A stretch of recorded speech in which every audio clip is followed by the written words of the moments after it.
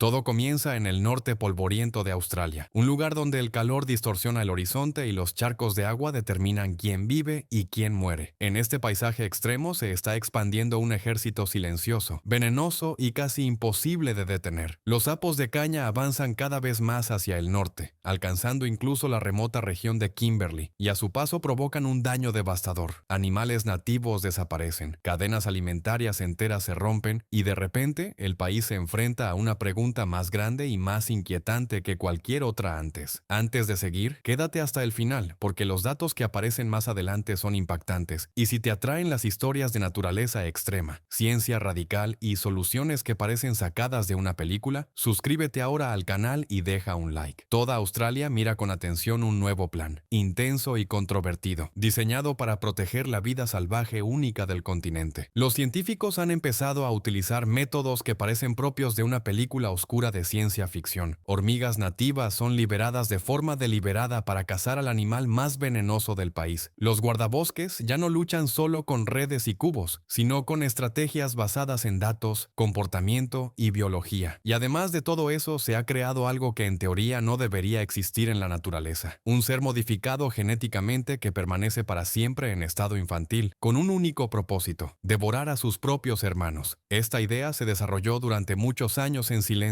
lejos de la opinión pública. Ahora, poco a poco, está saliendo a la luz. En los abrevaderos del Outback se libra una guerra invisible, una guerra de canibalismo, química y evolución acelerada. Los nuevos datos revelan cifras tan altas que incluso los científicos más experimentados tienen dificultades para asimilarlas. Pero para entender cómo se llegó hasta aquí, hay que volver al principio. La causa original de esta pesadilla lleva un nombre que casi todo el mundo conoce: Peter Pan. Para la mayoría de las personas es un niño alegre de un cuento famoso, capaz de volar y de no crecer nunca. Sin embargo, en la naturaleza australiana existe otra versión muy distinta de esta idea. Esta tampoco envejece, pero no por magia o inocencia, sino porque fue diseñada para destruir a los de su propia especie. Australia ya ha aprendido en el pasado, de forma dolorosa, lo que ocurre cuando los humanos toman malas decisiones sobre la naturaleza. El Peter Pan de esta historia se ha convertido en el símbolo perfecto de esas consecuencias. Permanece joven para siempre, y toda su existencia se reduce a un solo objetivo: comer a otros como él. Un equipo de científicos excepcionalmente inteligentes realizó incontables experimentos para potenciar exactamente este comportamiento. El objetivo era conseguir que las larvas, los renacuajos, se comieran casi todos los huevos de su propia especie, hasta un 99%. Para una especie invasora que se reproduce de forma explosiva, esta idea parecía una solución perfecta, y de hecho, los resultados en laboratorio fueron sorprendentemente positivos. Sin embargo, pese a estos éxitos, el plan nunca se aplicó directamente en la naturaleza. Algo muy concreto lo impidió. Para comprender ese obstáculo, hay que retroceder mucho en el tiempo. Las raíces del problema se encuentran en los primeros años del siglo XX. En aquella época, la caña de azúcar era una de las principales fuentes de ingresos de Queensland. Más de una quinta parte del valor agrícola total de la región dependía de este cultivo. Los grandes productores de azúcar dominaban el norte del país. Sus plantaciones eran centros de poder, y cualquier amenaza para la cosecha se trataba con extrema seriedad. Justo cuando esta industria alcanzaba su máximo esplendor, apareció un enemigo inesperado. Un insecto, conocido como el escarabajo de la caña, empezó a multiplicarse rápidamente. Sus larvas atacaban las raíces de las plantas. Los campos se marchitaban y, en algunas zonas, la producción cayó hasta un 40%. Para muchos agricultores, esto significaba la ruina total. Necesitaban una solución urgente, sin importar lo peligrosa que pudiera ser. En medio de esa desesperación, Australia escuchó hablar de una especie de sapo procedente del extranjero, concretamente de Puerto Rico. Se creía que estos animales comían insectos en grandes cantidades y que podían salvar las plantaciones. En el año 1932, los científicos australianos comenzaron a pedir asesoramiento. Con el tiempo, este momento sería recordado como uno de los mayores errores de la historia ambiental del país. Nadie comprobó seriamente si estos sapos realmente se alimentaban del insecto que se quería eliminar. No hubo pruebas de laboratorio, ni ensayos en campo, ni estudio batentos mes largo plazo. La decisión se basó casi por completo en testimonios de otros países. La esperanza sustituyó a la ciencia. Pocos años después, en el año 1935, algo más de un centenar de sapos de caña fueron llevados desde Hawái a Australia. Originalmente procedían de Sudamérica. Fueron criados en cautividad y liberados cerca de la región de Gordon, en Queensland. abundan. Cada sapo de caña que hoy existe en Australia desciende de ese pequeño grupo inicial. Algunos expertos incluso creen que nunca se trató solo de control de plagas, sino de un experimento biológico que se salió completamente de control. Al principio, el peligro parecía insignificante. ¿Cómo unos pocos sapos iban a cambiar un continente entero? Pero en pocas décadas, su número se disparó. Se comían casi todo lo que encontraban, desde pequeños animales hasta plantas. Poco a poco, desplazaron a las especies nativas de áreas enormes. Hoy controlan casi 500.000 de millas cuadradas del territorio australiano. Se estima que hay alrededor de 200 millones de sapos de caña en el país. Para ponerlo en perspectiva, la población humana de Australia ronda los 27 millones. Los sapos superan a las personas por un margen abrumador. Existen casi 20 veces más sapos de caña que koalas en todo el mundo, y estos animales están lejos de ser inofensivos. Su reputación como invasores mortales creció mucho más rápido de lo que cualquiera habría imaginado. Los sapos de caña se encuentran entre los animales terrestres y acuáticos más venenosos del planeta. En Sudamérica, otras especies tuvieron millones de años para aprender a evitarlos. En Australia, su veneno llegó a ecosistemas completamente indefensos. Un sapo de caña es, en esencia, un depósito viviente de toxinas. Detrás de su cabeza posee grandes glándulas que, cuando el animal se siente amenazado, liberan una sustancia blanca y lechosa. Este líquido contiene una mezcla extremadamente potente de venenos que atacan directamente el corazón y el sistema nervioso. Un perro doméstico que simplemente lama a uno de estos sapos puede empezar a convulsionar y morir en menos de una hora. Incluso un sapo de unos 20 centímetros de longitud transporta suficiente toxina como para matar a un cocodrilo adulto. Algunos investigadores sostienen una hipótesis todavía más inquietante. Creen que a medida que los sapos de caña se enfrentan a nuevos depredadores en Australia, su veneno se vuelve cada vez más fuerte. Es como si el propio entorno hostil del Outback estuviera siendo absorbido y convertido en una defensa química. Esto no es una exageración teórica. En el territorio del norte se ha observado que los sapos actuales son más tóxicos que los que llegaron originalmente al continente. Lo más alarmante es que este veneno no aparece solo en la etapa adulta, está presente a lo largo de todo su ciclo de vida. Se encuentra en los huevos, en los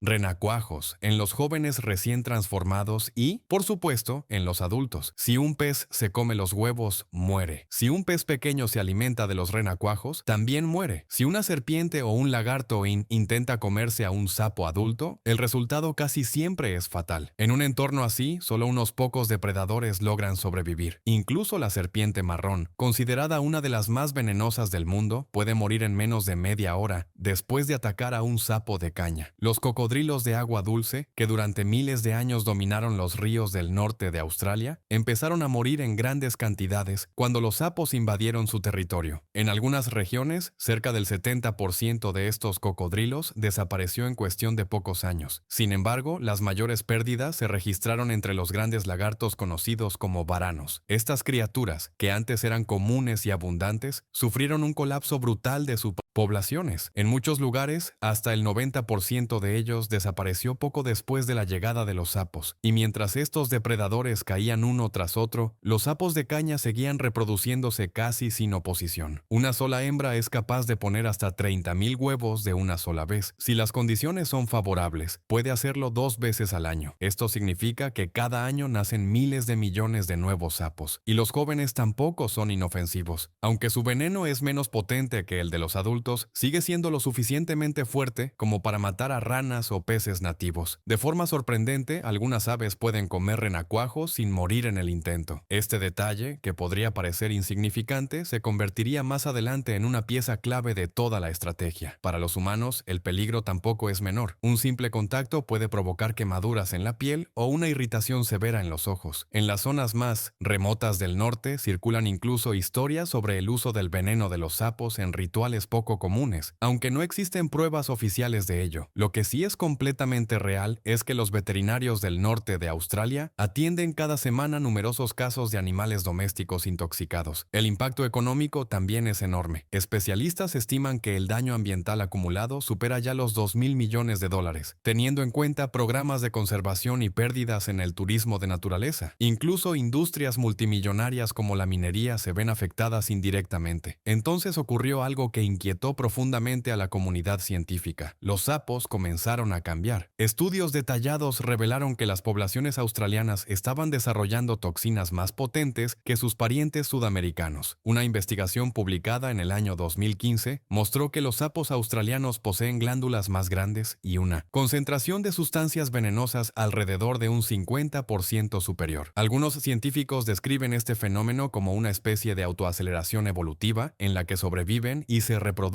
los individuos más tóxicos. Y esto no fue lo único preocupante. Entre los años 2018 y 2022, los investigadores observaron que estos animales estaban cambiando su cuerpo y su comportamiento a una velocidad entre 5 y 10 veces mayor de lo habitual en la naturaleza. En las zonas hacia donde avanzaban, sus patas se volvieron más largas, aproximadamente un 6% más. Sus músculos se fortalecieron, sus hígados crecieron y mostraron una mayor resistencia al estrés. Esto les permitió recorrer distancias mucho mayores sin agotarse. En la década de los 40 del siglo pasado, un sapo apenas lograba desplazarse unos pocos metros al año. Alrededor del año 2010, ya se registraban individuos capaces de recorrer decenas de kilómetros en un solo año. Algunos alcanzaron distancias comparables al ancho de un pequeño país. Nunca antes se había documentado una expansión tan rápida en un animal de este tipo. Aunque se trata de la misma especie, la versión australiana se ha convertido en algo parecido a un supersapo. Ni siquiera las largas sequías logran detenerlos. Un error aparentemente pequeño cometido en el año 1935 dio origen a un ejército invasor gigantesco. Y no son solo los sapos los que están cambiando. Otros animales también intentan adaptarse desesperadamente para sobrevivir. Algunos lagartos han dejado de cazar presas grandes y ahora se alimentan únicamente de insectos. Ciertos mamíferos han desarrollado cabezas más pequeñas, lo que les impide tragarse un sapo adulto. Hoy en día, Australia alberga aproximadamente la misma cantidad de sapos de caña que personas viven en Brasil. Cada uno de estos sapos es venenoso y se reproduce a una velocidad asombrosa. Capturarlos a mano o eliminarlos con trampas resulta insignificante. Es como intentar vaciar el océano con una cuchara. Incluso si se eliminan millones cada año, la población total apenas cambia. Fue precisamente esta realidad la que llevó a un biólogo muy conocido, el profesor Rick Shine, a intentar algo completamente distinto. Comprendió que, si no se podía detener a los adultos, entonces había que atacar el origen del problema, su descendencia. Para algunos esto suponía una interferencia peligrosa en la naturaleza. Para otros, en el Outback se trataba simplemente de supervivencia. Esa decisión abrió la puerta a una idea que, al principio, sonaba absurda incluso para muchos expertos. En lugar de perseguir sapos adultos por millones de kilómetros cuadrados, Rick Shine y su equipo se preguntaron algo mucho más frío y directo. ¿Y si el futuro de los sapos se pudiera borrar antes de que empezara? Si los adultos eran prácticamente imposibles de frenar,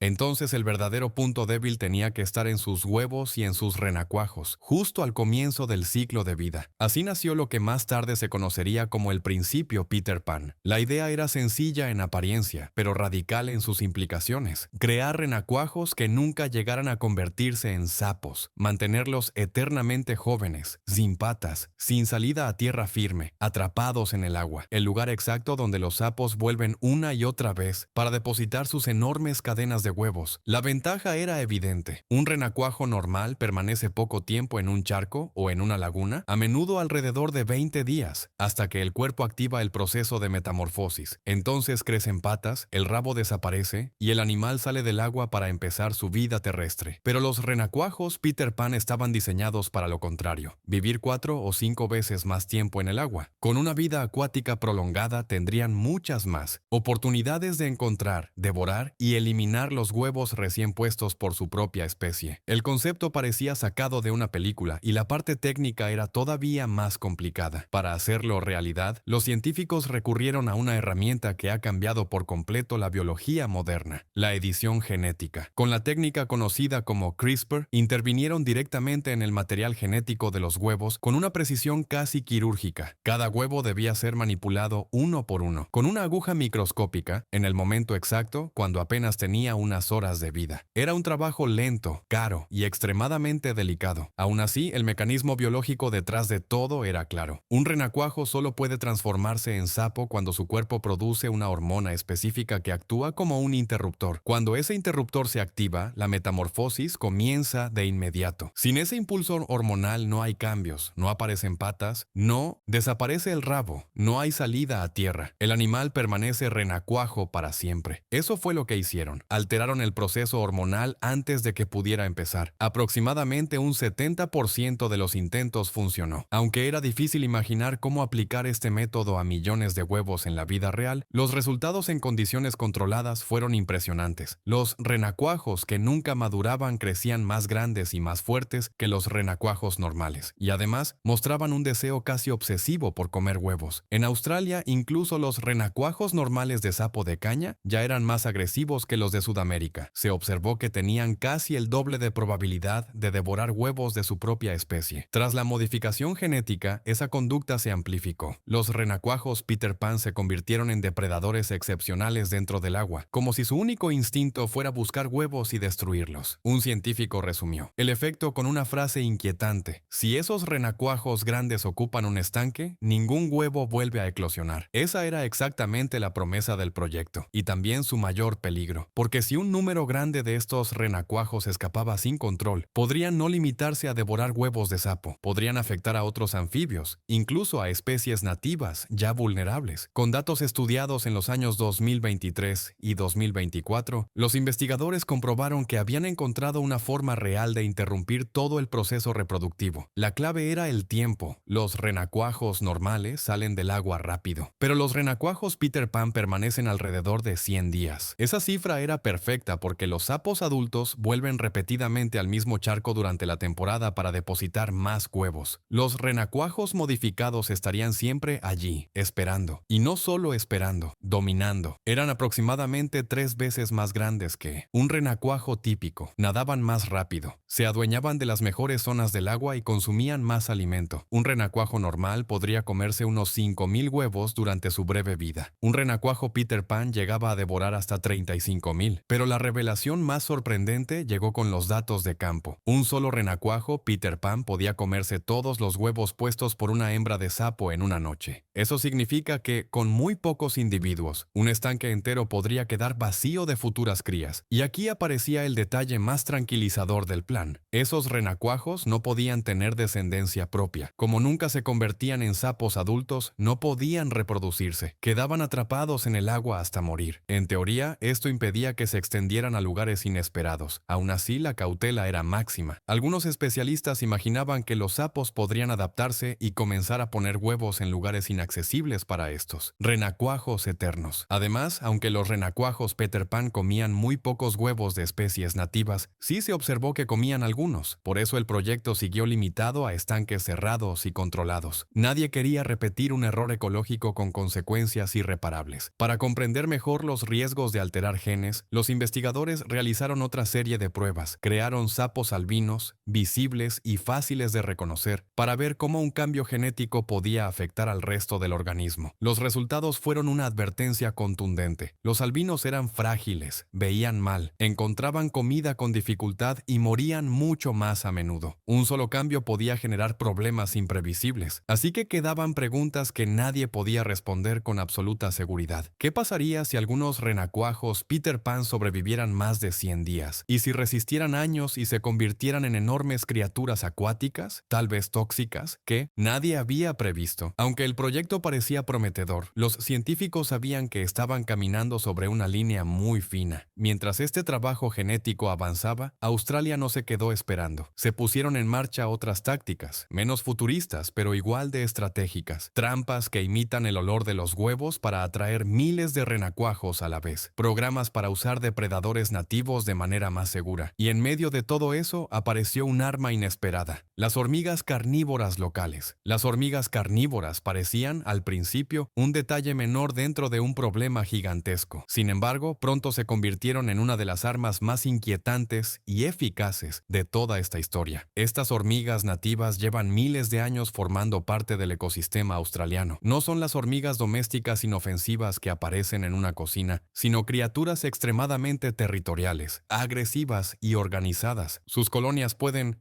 abarcar áreas enormes y contener cientos de miles de individuos que actúan como una sola unidad. Los investigadores descubrieron que los sapos de caña, especialmente en su etapa más vulnerable, encajaban perfectamente en el punto débil que estas hormigas explotaban. El momento crítico llega cuando un renacuajo se transforma en un sapo diminuto y abandona el agua por primera vez. En ese instante, el animal apenas mide lo mismo que una uña, se mueve con lentitud y su piel es tan fina que cualquier ataque resulta letal. Exactamente ahí es donde las hormigas atacan. Durante más de 10 años se realizaron experimentos controlados. Los científicos colocaron crías recién transformadas cerca de nidos activos de hormigas carnívoras. El resultado fue tan brutal como impresionante. En cuestión de minutos, hasta un 98% de los sapos jóvenes desaparecía. Las hormigas se lanzaban en oleadas coordinadas, mordían los cuerpos blandos y los arrastraban antes de que los sapos lograran dar su primer salto real sobre la hierba. Lo interesante es que las ranas nativas no sufrían el mismo destino. Han convivido con estas hormigas durante generaciones y saben exactamente cómo evitarlas. Son más rápidas, más alertas y reconocen el peligro a tiempo. Los sapos de caña, en cambio, no tienen esa memoria evolutiva. No entienden lo que está ocurriendo hasta que ya es demasiado tarde. Aún más sorprendente es el hecho de que el potente veneno de los sapos parece no afectar a las hormigas. Mientras un perro, un lagarto grande o incluso una serpiente pueden morir por el contacto con un sapo adulto, las hormigas atacan sin mostrar signos claros de intoxicación. Esto las convierte en un enemigo natural casi perfecto. Los expertos empezaron entonces a aplicar esta información de forma práctica. Utilizando restos de carne o comida para gatos como cebo, atraen colonias de hormigas hacia los bordes de charcos y lagunas. De este modo crean una especie de muralla viva. Un lugar que parecía tranquilo y seguro se convierte en una zona de exterminio para los sapos invasores. Las proyecciones para el año 2025 indican que este método puede reducir de forma drástica la aparición de nuevas generaciones. En regiones como Kimberley, donde los sapos ya ocupan cientos de miles de millas cuadradas, estas estrategias se están ampliando para formar lo que los expertos llaman barreras de hormigas. Son límites invisibles, pero extremadamente eficaces. La cantidad de hormigas involucradas resulta difícil de imaginar. Una sola colonia grande puede contener varios cientos de miles de individuos, patrullando constantemente su territorio como un ejército disciplinado. En pruebas realizadas con grandes cantidades de sapos, miles de crías fueron eliminadas en apenas unos días. Incluso pequeñas depresiones en el barro, como la huella de una vaca, se convierten en trampas mortales. Los sapos buscan refugio allí para mantenerse frescos y las hormigas los encuentran casi de inmediato. Otro aspecto clave es el coste. Comparado con equipos humanos que trabajan noche tras noche recogiendo sapos a mano, este método es extremadamente barato. Las hormigas no cobran salario, no se cansan y no necesitan equipamiento sofisticado. Pero aquí es donde la historia empieza a dar otro giro inquietante. Algunos científicos comenzaron a notar que las hormigas parecían volverse cada vez más eficientes cazando sapos. Surgió la teoría de que podrían estar desarrollando sensores químicos más finos en sus antenas, capaces de detectar específicamente el olor de la piel del sapo de caña. Es como si el propio ecosistema estuviera aprendiendo a defenderse. Dentro de la comunidad científica surgieron discusiones discretas sobre si este comportamiento podía potenciarse aún más. Se habló de feromonas especiales que no solo atraerían a las hormigas, sino que desencadenarían respuestas masivas de ataque dentro de la colonia. En teoría, enjambres enteros podrían activarse y rastrear sapos a grandes distancias. Algunos llegaron a especular incluso con una forma de comunicación entre colonias distintas. A través de rastros químicos, las hormigas podrían formar una red distribuida, anticipando los picos de reproducción de los sapos y concentrándose justo cuando más vulnerables son. Aunque suena a ciencia ficción, el nivel de coordinación observado resulta asombroso. Pero esta posibilidad también genera miedo. ¿Qué ocurriría si las hormigas se vuelven demasiado eficaces? Si los sapos desaparecen, ¿buscarán nuevas presas? ¿Podrían empezar a afectar a fauna nativa o incluso acercarse más a zonas habitadas por humanos? Existe el temor real de que se sustituya un problema por otro diferente, quizás igual de difícil de controlar. Mientras tanto, los intereses económicos siguen creciendo. Miles de millones procedentes del turismo y la agricultura dependen de que especies raras sobrevivan. Si los sapos no se detienen, seguirán poniendo en riesgo animales únicos como el cuol o el cocodrilo de agua dulce. Por eso el objetivo final es claro: crear una zona de control de aproximadamente 150 millas que funcione como frontera. Si esa línea se mantiene, gran parte del país podría quedar a salvo. El combate se libra en la orilla del agua, pero bajo la superficie aguarda algo todavía más inquietante: los renacuajos que nunca crecen. Los caníbales eternos del proyecto Peter Pan siguen esperando su momento. El desenlace de esta historia empieza a tomar forma cuando todas las piezas se juntan. El año 2025 se convierte en un punto de inflexión cargado de esperanza y temor a partes iguales. Después Después de años de planificación, pruebas de laboratorio, estudios de campo y debates éticos intensos, el proyecto Peter Pan alcanza un nivel de desarrollo que nunca antes se había conseguido. En instalaciones de máxima seguridad, los científicos logran modificar genéticamente a los sapos de caña de manera precisa, bloqueando de forma permanente el mecanismo que les permitiría crecer y abandonar el agua. El proceso es tan delicado como impresionante. Al eliminar el segmento exacto del ADN responsable de producir la hormona clave de la metamorfosis, los investigadores consiguen que el ciclo vital se quede congelado. Sin esa señal química, el cuerpo del animal no avanza, no aparecen pulmones funcionales, no surgen patas, no existe transición a la vida terrestre. El renacuajo permanece así toda su existencia, atado al agua. Paradójicamente, esta limitación es lo que convierte a los renacuajos Peter Pan en una herramienta tan poderosa. Al vivir mucho más tiempo que los renacuajos normales, crecen hasta tamaños mucho mayores, se vuelven más fuertes y más dominantes dentro del estanque. Donde un renacuajo normal desaparece en pocas semanas, ellos sobreviven más de 100 días. Ese margen extra de tiempo les permite consumir ola tras ola de huevos recién puestos. Los datos confirman algo difícil de imaginar. Un solo renacuajo Peter Pan puede eliminar por completo la puesta de una hembra de sapo. Varias de estas criaturas trabajando juntas convierten un estanque entero en un espacio estéril para la reproducción, y como nunca alcanzan la edad adulta, no pueden reproducirse ni escapar del entorno acuático en el que fueron introducidos. En teoría, son una solución autocontenida. Sin embargo, incluso ahora, la comunidad científica está profundamente dividida. El mayor obstáculo sigue siendo la escala. Cada renacuajo debe crearse individualmente, huevo por huevo, con una aguja microscópica. Es un proceso lento y costoso. Para resolver esto, algunos proponen una idea aún más arriesgada: permitir que una pequeña parte de estos renacuajos modificados madure lo justo como para reproducirse, sin llegar jamás a salir del agua. Esto daría lugar a un sistema autosuficiente. Para muchos, esta posibilidad cruza una línea peligrosa. Las pruebas con renacuajos albinos dejaron claro lo impredecible que puede ser la genética. Un pequeño cambio produjo animales débiles, torpes y con baja tasa de supervivencia. Esa lección pesa en cada decisión. ¿Y si algo sale mal a gran escala? ¿Y si estas criaturas viven mucho más de lo previsto o alteran su comportamiento cuando disminuyen los huevos de sapo? Mientras tanto, Australia no espera una única solución milagrosa. Las hormigas carnívoras continúan formando barreras vivas. Las trampas con olor a huevos siguen retirando miles de renacuajos. Los depredadores nativos son reentrenados para evitar a los sapos. Y los proyectos de gestión del agua avanzan sin pausa. En las regiones más secas ya se ha demostrado que sin acceso al agua los sapos mueren en pocos días. El llamado escudo seco, cuya finalización está prevista para el año 2028, busca cerrar definitivamente el paso a nuevas invasiones. Los sapos, sin embargo, siguen demostrando su capacidad de adaptación. Se desplazan hacia zonas urbanas, utilizan depósitos artificiales y sobreviven donde nadie esperaba que lo hicieran. Cada victoria humana parece provocar una nueva respuesta de la naturaleza. Por eso esta historia no tiene un final cerrado ni sencillo. Para algunos, los sapos de caña representan el castigo por decisiones impulsivas tomadas en el pasado. Para otros, son la mayor prueba de ingenio a la que se ha enfrentado la ciencia moderna de la conservación. Australia, al menos, actúa hoy con más cautela, cooperación y conocimiento que nunca antes. Los charcos del Outback se han convertido en campos de batalla silenciosos. Hormigas, genes y planificación estratégica compiten contra una especie que se niega a desaparecer. Quizás algún día esta historia sea recordada como el momento en que la humanidad aprendió a corregir sus errores sin crear otros nuevos, o tal vez como una advertencia eterna de lo delicado que es intervenir en sistemas que no comprendemos del todo. Si esta historia te ha impactado y quieres seguir explorando los límites entre naturaleza, ciencia y supervivencia, apoya el contenido con un like y suscríbete al canal, porque la forma en que termina esta historia no se decide solo en Australia, sino en cada lugar donde el ser humano intenta convivir con el mundo natural.